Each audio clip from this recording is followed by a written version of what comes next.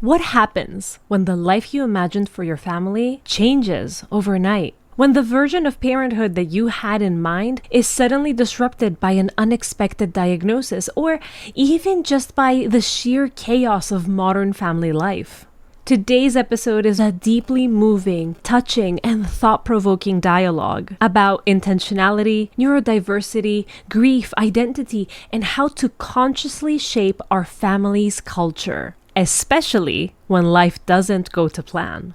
You'll hear about what it means to grieve for a future that never came, how to protect your family's emotional climate in a noisy world, and how to rewrite the narrative after your child receives a diagnosis that shifts the ground beneath your feet.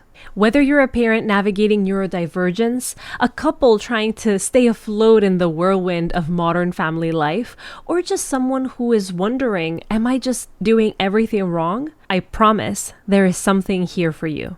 As you listen, I invite you to pay attention to two key threads. One, the power of intentional living, how designing your life on purpose can change your family's trajectory.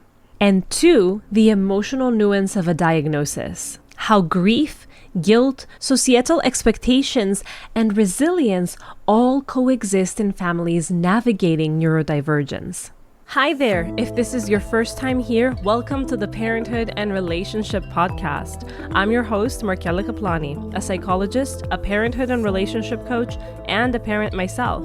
Together, we explore the transformative journey of parenthood and its profound impact on our relationship with ourselves, our partners, and our children, so that we can be present and show up as we envision without having to do more. Let's get into today's episode. And now, let me formally introduce our guest. Dr. Leonaura Rhodes is a physician from the UK practicing family medicine, public health, and developmental pediatrics. She moved to the USA 16 years ago and became a neurofeedback therapist and a life coach for parents and high-achieving professionals. Dr. Rhodes published Beyond Parenthood: Strategies for a Fabulous Balanced Life, a book to help parents design their life so that they can thrive while they raise children. She is a fellow podcast host, a corporate trainer, and a teacher for a large wellness platform. Today, we talk about intentionality, both in the broader sense, but also in terms of this month's theme, family culture, and honing in even deeper in what Dr. Rhodes specializes, neurodiversity, and what families can do when an unexpected diagnosis changes the status quo of the family. So, without further ado, let's welcome her onto the show. Hello, Leonora, and welcome to the Parenthood and Relationship Podcast. It's so nice to have you. It's great to be here. Thanks for inviting me on to be a guest. So, before we begin our conversation, which I am so excited about, could you tell us a little bit about yourself and what it is that you do? Yes, absolutely. So I began my career in the UK over 30 years ago now. I'm showing my age. And I began as a doctor in the National Health Service in the UK, 3 years of hospital medicine, and then I became a general practitioner, which is adult and children general medicine. It had been my dream job for many years, but I really didn't enjoy it. We were kind of seeing 40 to 60 patients a day, and there was no quality for me. You know, it was like a cattle farm. So then I changed over to public health medicine, which is all about the health needs of populations. And I did research into health issues, and I loved that. I did my master's degree when I was there. And then I had my first son. He became sick when he was 10 months old, but he'd been a bit sick before that. And I was faced with a very difficult decision. I had to stop working. His pediatrician said, "You need to be at home with this child." And it was very difficult. And so for a period of time, I had to give up a career that was a huge part of my identity and that I loved. And so I took 4 years off, retrained to be a counselor and then a coach during that time. And I coach parents of special needs children. Then returned to medicine as a developmental pediatrician. I moved to the States 16 years ago. And here I retrained to be a neurofeedback therapist and a brain health coach and mental fitness coach. And so long story short, in the last 16 years, my work has morphed a little bit. I now work with two very diverse groups. I work with parents with special needs children, and I also work with senior executives and physicians, so like really high performing professionals. So I've ended up with this slightly weird combination. I also wrote a book about 10 years ago called Beyond Soccer Mum: Strategies for a Fabulous Balanced Life. And it was the book that I felt that I had needed when I was really struggling, when my kids had both been sick, and I kind of felt I'd lost track of who I was as a human being. So that's it in short. Oh, that's wonderful.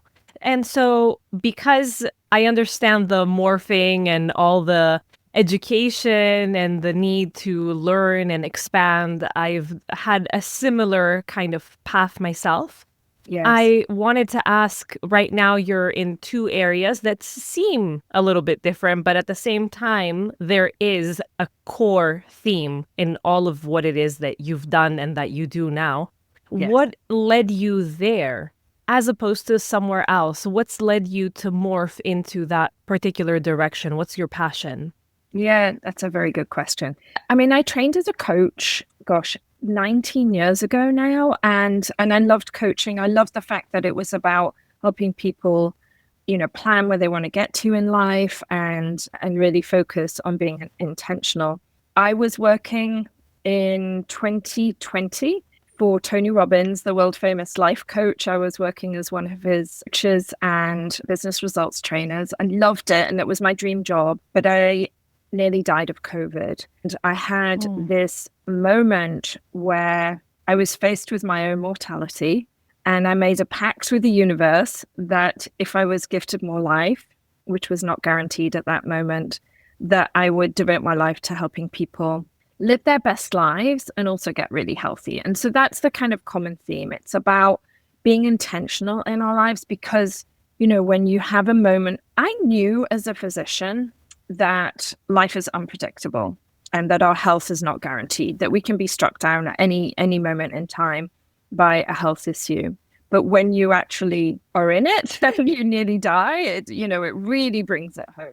And so it made me focus on how do I help people be really intentional about the life that they have and live it in the best way, but also be healthy. Coming from my health background, health is a huge part of it. And that be physical and emotional health, they are the foundations of all of this stuff. But I really believe that sometimes people are kind of plodding through life, accepting what comes their way without being intentional. And I think that is a huge missed opportunity. Wow. My gosh. It is such an experience coming so close to death. Unfortunately, it's what a lot of us need in order to truly start to value life and to become more intentional, like you said. Thank you for sharing that, first of all.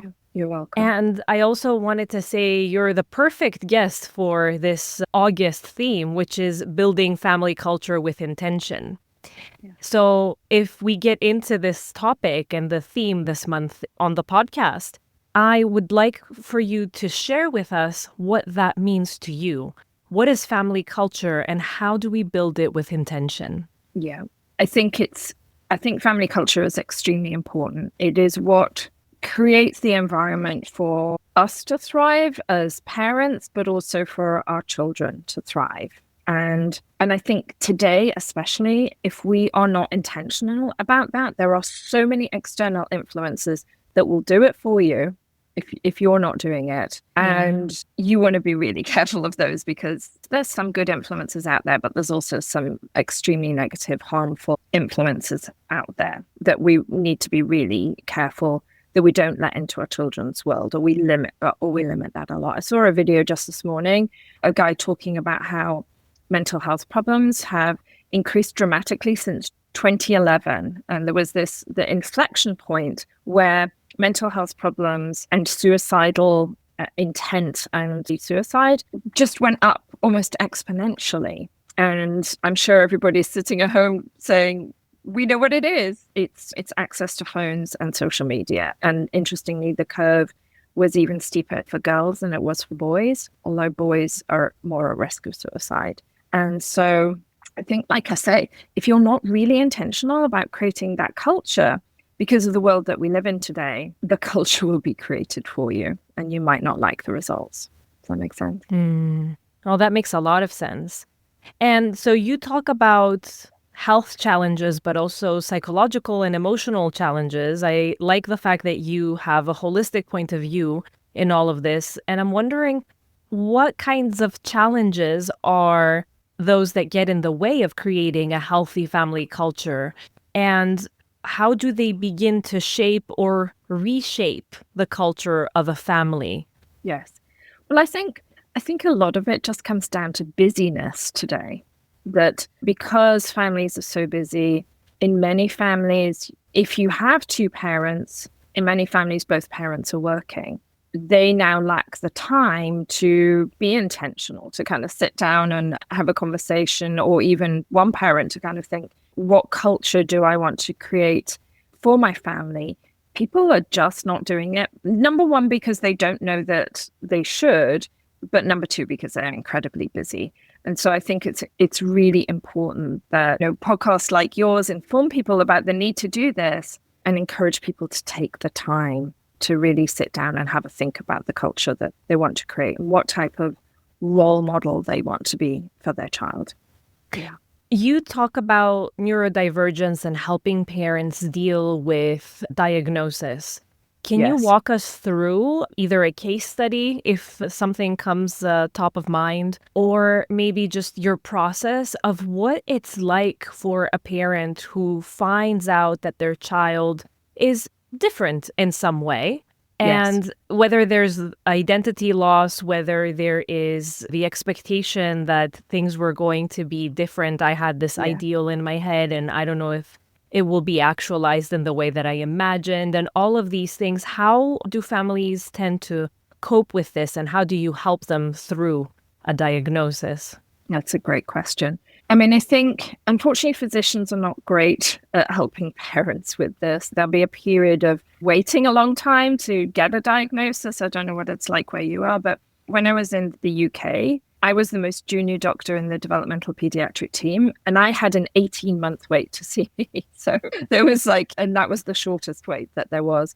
And even here in the US, where there is easier access to healthcare, people are still waiting similar times for a diagnosis. And I think it's a fairly common story throughout the world. And the process of diagnosing a child with neurodiversity, autism, ADHD, learning disabilities, whatever, whether it's a complex genetic cause of neurodiversity, it's a complex process. It's not kind of showing up for a 5-minute appointment. Our assessments used to be usually in total about 6 hours in length. So as a parent, you're having this long wait, and then you eventually get to see this person. And sometimes the process of receiving a diagnosis is confusing and worrying, and so you get all the emotions going on while you're actually kind of in that 6-hour or however long process. And then they give you the diagnosis and it's kind of dumped upon you. And my experience has been that what happens next is often not handled by the medical profession very well. It's like, here's this diagnosis. Sometimes people will get access to services, but they rarely get somebody who they can kind of go and talk to about, what does this mean to me? And you touched upon this. There is a grieving process for many families when they receive a diagnosis. When you have a healthy child initially, you start to see the future. You start to have expectations about how your child's life is going to be, how your family life is going to be, how your life is going to be. And this diagnosis changes all of that. And while you are not losing your child, you're losing that future vision of your life that you had in your mind. And I think that's really underestimated for a lot of people. And I think people often don't get help with that. Yes, they don't. And I think it's not just financial. Even if we suppose that a family has the finances in order to privately seek support, I believe, based exactly on what you're saying, that there is shame involved in the fact that I may be grieving that my child has a diagnosis. Oh, do I not appreciate the fact that I do have a healthy child? It's just that they're different in some learning capacity or in some developmental capacity, but they're overall healthy. So am I a bad parent because I wanted them to be a certain way and they're not going to be? And Therefore, that prevents me from seeking support because I don't think I should need it. I think I should have been okay with this, and therefore Yes. I live in denial for a very long time, not allowing things to get processed. And I'm sure that that affects not only my own psychology, but the entire family culture.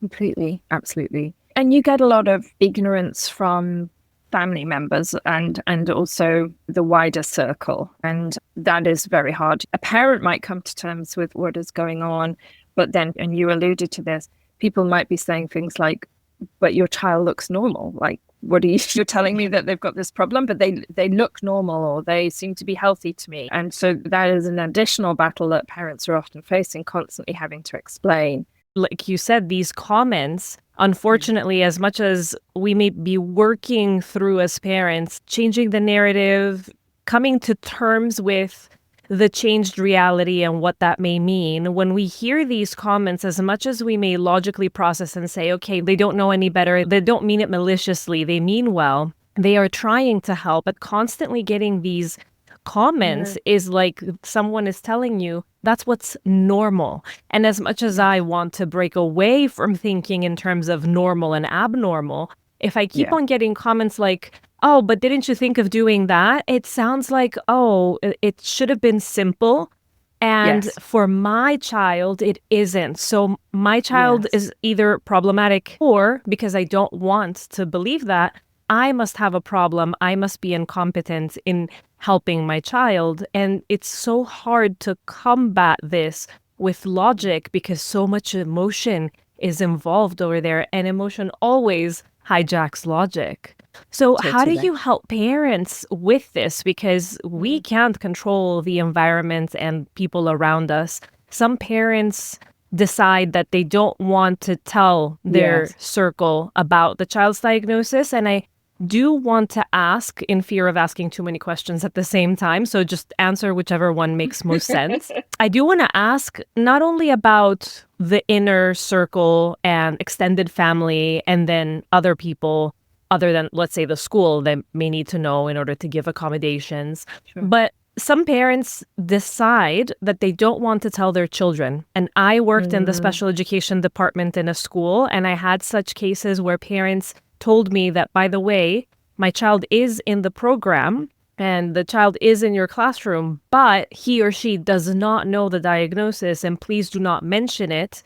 We've told them they're here just to build skills. And there's a logic behind it that I don't want my child to be traumatized. I don't want them to be seen by others differently, or I don't want them to use the diagnosis in order to get away with not trying. Those are all such great points. And unfortunately, the answer is it's really complicated and it's extremely personal. As a parent, you have to live with your decision as well. If you tell your child and that goes badly, then you have to live with that. If you don't tell your child and it goes badly, then you also have to live with that. I read a really wonderful book, probably about 25 years ago, called The Martian in the Playground. It was written by a British young woman whose father was a lord in the UK. She, turns out, was autistic, and she says she spent her whole childhood thinking that she was a Martian who'd been accidentally dumped on Earth and was found by her family. And she spent her whole childhood thinking that she was a Martian and wondering when she was going to be rescued by her Martian family who would come back and get her, because she felt so different. She didn't feel at all like any of the other children. She was aware that she thought differently than them, that she behaved differently, and that she learned differently than them. And for me, that story made me think that on the whole, I think for most children, the best route is to tell them. Now, when you tell them, of course, also complicated. And I think it's good if it's organic, that it's over time, that it's age appropriate. You know, you don't want to tell a 6-year-old, by the way, you're autistic and this is what autism means and this is how your brain is working differently and blah, blah, blah. But if it's gentle, if it's age appropriate and it kind of builds over time, when they get curious and they ask questions, you answer them honestly. So that has kind of always been my approach, but I completely get when parents don't want to tell their child. I do think there's a risk that at some stage it's going to come back and bite you. That's kind of my philosophy on that.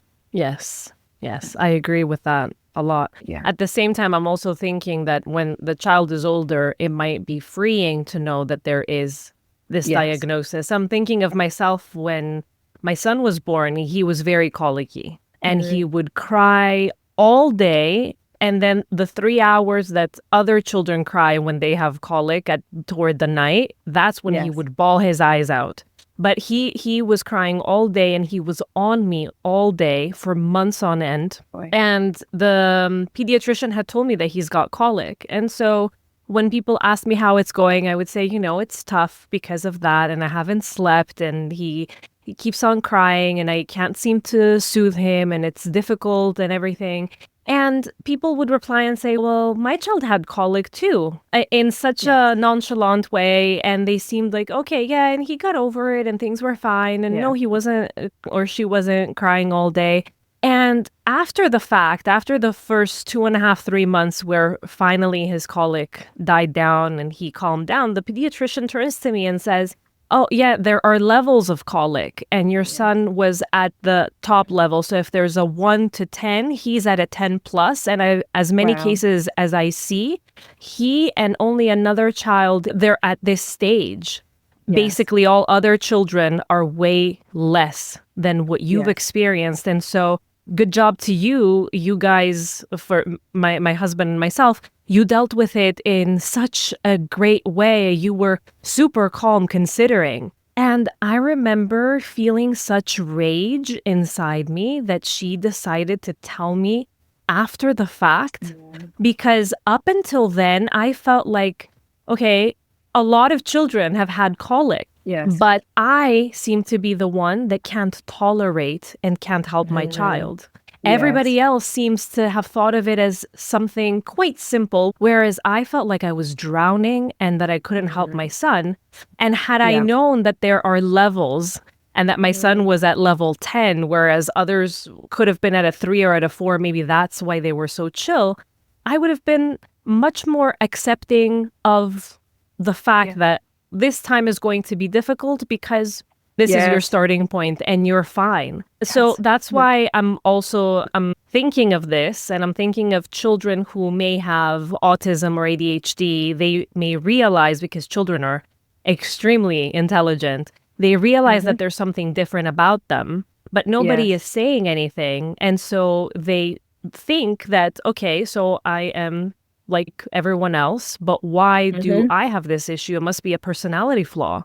There must be something wrong with me. And maybe knowing might be freeing for them. Absolutely. You're so right. What I've experienced is, on the whole, knowing is a better route to go down.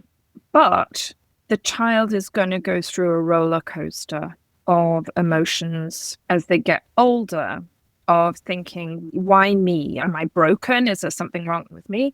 Then they'll go through other periods of being like, well, this explains everything. Now I know that, that this is why I'm having this struggle, and this really helps me to know that this. And then I'll go through other periods where it's really, really unhelpful to know it. So, but I think the longer the period that you have to kind of come to terms with it and to accept it as a part of who you are, that is better. If you found out when you were 16 or 18 that you'd had this condition all your life, and here's what worries me about parents not telling a child, is that the child will turn around and say, you knew this huge thing about me and you didn't tell me. And I've seen that lead to a lot of resentment. Yeah. And a broken trust. Yes. Exactly. I don't trust that you're honest with me. Yeah. You didn't tell me this huge thing about me. You didn't think that I deserved to know that about myself. And like you say, that breaks trust, and trust can be very hard to rebuild. Yeah. So going back to family culture, what is it that you help parents do when they are hit with this shockwave of, your child has this diagnosis, your life is going to be a little bit different. There are going to be some accommodations and some things that you're going to have to do in order to make space for this new information that has just come your way. How do you help them process and grieve and then build a family culture that supports children who are neurodiverse? Great question. Parents need to talk openly at the beginning when they receive this diagnosis. And then they are ready to start focusing on what's next when they're kind of perhaps not over the grieving process, but coming more to terms with the information they've been given and what's happened to their family.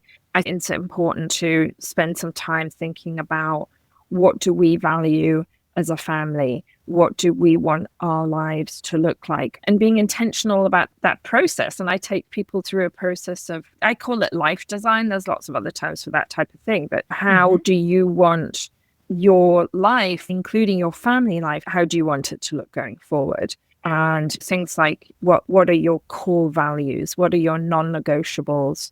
Because like I said earlier, if you don't do that, then external forces will make those decisions for your family. Physicians tend to be very prescriptive. The model of being a healthcare professional is that somebody comes to you, you are the expert, you make the diagnosis, and then you tell them what to do. And they go off and be a good little patient as they're told. Even in medicine, it doesn't work that well. There's huge compliance issues with people taking medication and not believing what the doctor said or not understanding why they had to take the medication. Whereas being a coach is more about meeting them where they're at, helping them find solutions that will work for them. And there's this concept that your listeners may have heard of kind of model of the world. When you were talking about neurodivergence, this was kind of popping into my head. I need to mention this. We human beings, and I'm a brain health expert as well, I'm a total neuroscience nerd. Every single person's brain is totally different. You have a brain that is unlike anybody's brain has ever been or will ever be. You are a completely unique human being. And even you don't understand yourself. Which is so hard for people to admit, right? I know. And there are billions of neural connections in our brains. It's a really, really complicated organ. And there's many times we do something and we're like, why did I do that? Because your brain is really complicated. You have this subconscious, unconscious mind that is running in the background that isn't particularly logical. That's why you did it. And so I think everybody needs to understand that they are different and that everybody around them is different. And especially when you're explaining neurodiversity to people, it's like this person's brain is wired a little bit more differently than the average person's brain. That's kind of what's going on here. But again, there are no two autistic people, ADHD people, people with Down syndrome that are even vaguely the same. So that has to be the place to start. As adults, we have a responsibility, I believe, to understand ourselves as well as we can. And we do that through therapy or coaching or journaling or taking courses, doing personal development work. And through that process, we can understand ourselves better. And when we understand ourselves better, we can make better decisions about the life that we want to create for ourselves going forward. And back to your question, the culture that we want to create for our family. Just as no two people are alike, there are no two families that are alike. And you get to decide what the culture is going to be for your family. I love that message. And I hope that everybody is listening very carefully to what you just said, because I think that, I don't know if this has always been the case in previous generations, but I do find that this generation, me included, we have been fed this idea that parenting has some kind of manual and that everybody's gotten the memo and that only we haven't gotten it. And so we get into books and podcasts and courses and prep classes and all these things, which is not bad. I'm all for further education and learning and going into that journey. But because the expectation is that this is going to make me be the perfect parent, and if I apply the Montessori method, for example, and if I do the sleep training in the particular way, and if I do all these things, then everything is going to turn out perfectly. I'm going to have a program and a schedule. I'm going to follow the guidelines and all of these things. Number one, we're very tense. Number two, we get very disappointed when things don't pan out the way that we want. And number 3, we are looking to someone else to tell us how to set up our family culture, how to lead, how to be there for our children, be gentle but not too gentle, and be present but not too present, breastfeed but not for too long. Take them to school, but not too early, but not too late either, because they're not socialized. And there's so many things out there and so many experts that say completely different things from one another. Yes. But we still keep on looking for someone to tell us this is how a good family is. This is how a perfect parent is. And that's the family culture you should be building. So I really, really, really appreciate the point that you're making, that within a family of 3 or 4 or 5, everybody has a unique brain. The culture changes every time. I think it will change also every time another member is added, just like our identity shifts every time another member is added to the family. And with the changing dynamic and the different brains, the culture also has to change with intention, instead of we're just taken by the wind and things that are happening, and we feel helpless and hopeless to create something that feels good to us. Yes, absolutely. Unfortunately, most families are not intentional about creating that culture. And in part, that's because they haven't been told to be. I'm 56 now. There's so many lessons that I keep kind of thinking, why did nobody tell me this? This is like a really big lesson. I remember when I realized that suffering was optional. I was reading a book called The Art of Happiness by the Dalai Lama. My youngest son was very sick at the time, and I was miserable. Whenever I saw a kid that was healthy, I'd be jealous of the family and the kid. It was not a good time for me. And I found this book called The Art of Happiness by the Dalai Lama. And in the book, there was a story of a mother who lost her only child, and she went to the Buddha and said, please give me my child back. And the Buddha said, I will give you your child back if you bring me mustard seeds from 3 families who have never suffered and have never had loss. And of course, she traveled and she couldn't find a single person. And the moral of the story is that difficulty, pain, bad things happening are inevitable parts of life, but suffering is optional.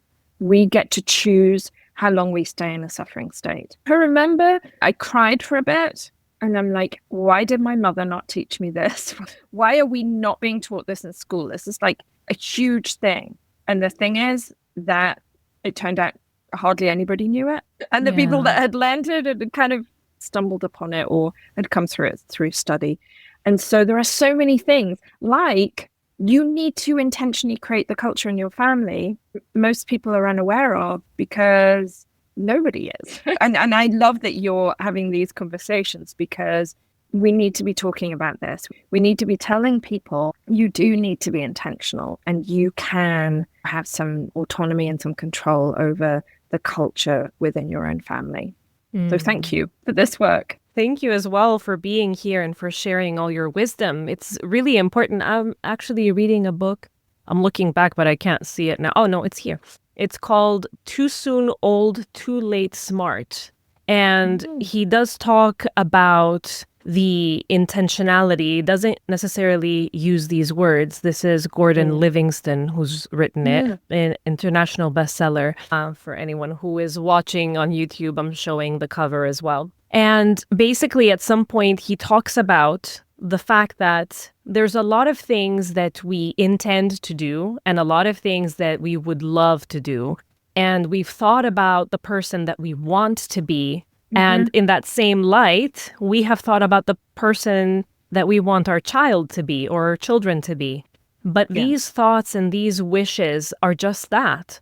We have to, however, act in unison to these thoughts. We have to act in a way that supports this and builds on the intention that we have. Otherwise, it just remains a dream and something that we hope will happen. And I think that is where we miss the spot. We think that because I am, let's say, a good person, and because I've read these articles, and because I've studied ABC, then things are going to fall into place. But we miss that intention that you're talking about, that we actually need to function in a way that supports the intention that we have for the family culture. And Yes. we think we do, but a lot of times we just hope that things will turn out well because we have good intentions. Yes. When you were talking about that, I was thinking about goal setting. You know, the research on goal setting is fascinating. If you just think about a goal and, like you said, if you just dream about it, I'm going to be a good parent. We all set out to be a good parent. Number one, we're being vague, and vague. Our brain doesn't love vagueness. Like, what does it mean to be a good parent? There's a million things that could mean. And so we want to be very specific when we're setting goals. Do we want to be a parent who takes our child to church every single Sunday? Do we want to be a parent that travels with our child so that they can see the world and get many different experiences? So be as specific as you can about what you want. And then write it down. The research on goal setting says that people who write down the goal that they want to achieve, there is a much higher chance that they will achieve it. And then if they tell other people, otherwise known as getting accountability, then they stand a much better chance of achieving the goal. And so, like you say, it's not enough to just sit and daydream about it and say, I want to be a good parent. You need to define what that would look like for you, and not in a kind of rigid way that's going to set you up for future disappointment. I always say setting goals is like deciding you're going to sail towards a lighthouse. Your journey to get there might be varied, and it might be that you're on your way to the lighthouse and you discover this beautiful island that you'd much rather go to. But setting sail for the lighthouse at least gives you some direction and dramatically increases your chances of having a good experience. So I think, along with the personal reflection that we've kind of been alluding to and therapy and things like that, I personally think it's very important that parents set goals and they write them down and they get accountability, whether that be with a friend or a parenting group, or whether it be more formal with a therapist or a coach. Then that external accountability is going to dramatically increase the chances of being successful. What would you say to a parent who's listening in and feels like they're failing? They feel like, I haven't been intentional. I have prolonged my suffering. I have not been able to let go of that suffering. And there are so many reasons for that. A lot of times suffering was our way of getting noticed as a child. So some people hold on to that suffering subconsciously because that's the only way that they learned to get a little bit of attention, and they stay in victimhood. And so that is why, like you say, therapy and coaching and things like that help, because we need to figure out what our triggers are and what's going on in the background, and we can't let go. But what would you tell a parent who's in that frame of mind where they are intending to do better, but they find themselves in the same loop and they feel like, I am failing, I have failed, I don't know what to do? Where do they begin, and what would you tell them in order to assist them and support them? Well, they need to break that pattern. They're in a negative pattern that is unhelpful. And so they want to start challenging the thoughts that they're having. Are they really true? And usually, I'm sure you experience this, when you ask somebody, is that thought that you've just kind of said out loud, is that really true? 100% true? And they'll often kind of laugh and say, well, no, it's not. I'm exaggerating, or I'm being overly negative, or I'm being really critical. And so starting to notice the patterns of thinking and challenge them is a really good place to start. Then you want to notice how those patterns of thinking are making you feel. Do you want to feel that way? Do you want to wake up every morning and feel regret and guilt and sadness? And if you do, okay, that's a decision. But most people are going to say, no, I don't want to feel that way. And then looking at the behavior that it's causing. And so I think the first step has to be awareness that you're in a pattern that is unhelpful and that you no longer want to be in. And when people kind of say, oh, but in the past, I've done this and that, it's like, the past is gone. You cannot change it.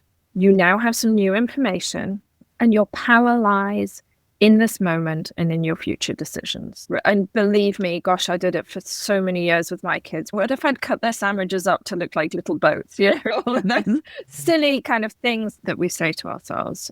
you've got to catch yourself if you're living in the past and feeling regret about that. The past is gone. You cannot change it. And so focus on what you can control. You can control how you think and feel now and your behavior from this moment on. So, get educated more. Go and find resources that can support and help you.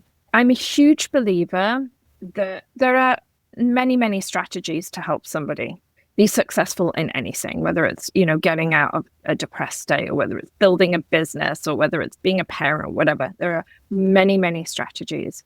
Some strategies will work great for some people. They might not work great for you. So I encourage everybody, you want to be a detective.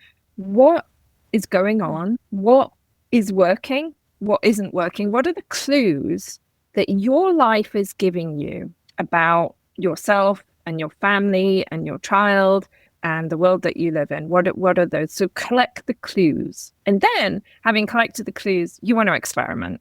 And when you're experimenting, you want to be gathering data the whole time. Like, if I try this strategy, does it work? And if it does work, do more of that, tweak it, make it even better. If it doesn't work, do I need to just abandon it, or do I need to tweak it? So we want to come with that attitude all the time, because going back to what I said earlier, you are a completely unique human being, and you need to find, I call it your personal success formula. You have to find what works for you, and only you can do that. The only thing I would add to that is we need to sprinkle in some compassion as well. So as a little bit of an asterisk to say that if the strategy isn't working, to not call myself a failure, but to realize that if it's not working, maybe it is because I have a different brain. And while it's working for my friend Helen, it's not working for me. That doesn't make me problematic. It makes me different, and I just may need a different strategy. That's number one. And number two, if I realize that nothing seems to be working, to then take a step back and play detective with what are my obstacles and what could be the hidden advantages, as irrational as it may sound, the hidden advantages to me being in this state. I may be maintaining a state of suffering and difficulty, a state of inability to move forward, because there may be something that is safer that way. And I need to first be tender to that part that doesn't feel safe to move forward. So there are many caveats and many asterisks. We need to be a little bit more compassionate and understanding with ourselves, and to not assume that your experience will be my experience and I can just be inspired by what you were able to achieve. And then when I try it and it doesn't work, oh my God, I must be a lost cause. Yes, I completely agree. And, I think that self-compassion, that empathy towards yourself always has to be the foundation. If you are not able to be kind to yourself, then it's going to be very hard for you to be kind to other people. When I wrote my book, Beyond Soccer Mum, and I wrote it like 12 years ago and it came out 10 years ago, this man said to me, your book's going to do really well because women are really selfish today. Ooh. It was one of those moments where he caught me off guard, and I kind of laughed and didn't know what to say. And afterwards I came up with like a great response, but in the moment I was so shocked by what he said. I was like, oh yeah, he was so wrong. Women, modern mothers especially, give everything to their children and often leave themselves being depleted. And we have to love ourselves. We have to give ourselves grace. We have to forgive ourselves. I look back, there were moments when I was so far from being a perfect parent, it's not even funny. I thought some terrible things. I behaved in some terrible ways. And I look back and I say to myself, and I say to the parents that I work with, you were doing your best in that moment in a difficult time. Mm-hmm. And we have to give ourselves grace for that.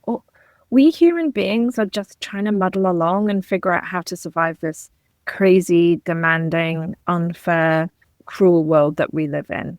And if you have moments when you weren't being your best self, then that is just being human, and you should love yourself for that. Oh, that's so beautiful. Yeah. And I'm thinking that is a beautiful message for the listeners to hold close to their hearts and keep reminding themselves when they're in a tough time and when they feel like things aren't working out and that they're failing, to know that this is just the human experience and it's okay. And that saying that it's okay doesn't make me do the same mistake again, which is, I think, a common fear, that if I accept this and if I'm compassionate and kind to myself about something awful I've done, then that means I am condoning it and I'm going to be doing it again. When I'm coaching the parents with special needs, in the second session, I always do this with them. So I'll say to them, before we finish, can I ask you to just take your right hand and place it over the back of your left shoulder and just give yourself a little pat on the back? And they always laugh. And then I say to them, give yourself a little hug. As parents, we don't get much recognition that we are actually doing an amazing job the majority of the time, and that we're doing our best, and that we're working really hard, and that it's really hard. Being a parent's the hardest job on the planet. And so we need to take a moment every now and again to just give ourselves a little pat on the back and a little hug.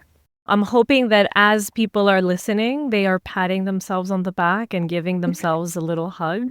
I would love for you to share with us where people can find you if they want to keep in touch, if they want to ask you any questions, if they would like to work with you. I'd love that. So most things are through my main website, which is drleonaurarhodes.com. It's a funny spelling, so do check out the spelling and the podcast notes. I'm pretty active on social media. I'm often posting on Instagram and Facebook, a bit on LinkedIn as well. I'll definitely have all the links and all the ways that you can find Dr. Leonaura Rhodes and all platforms on her website. These are all going to be in my show notes, so don't miss out. Thank you so much for being here, for sharing your wisdom, for having this wonderful conversation that I think opened up a lot of things, a lot of different ways to perceive and consider the way that we go through life. Whether that is if we are not intentional or if we are maintaining the suffering, and how it is that we can compassionately break those patterns. Thank you. Thank you. And thank you for all the work that you're doing. It's much needed today. Thank you. Bye. Bye-bye.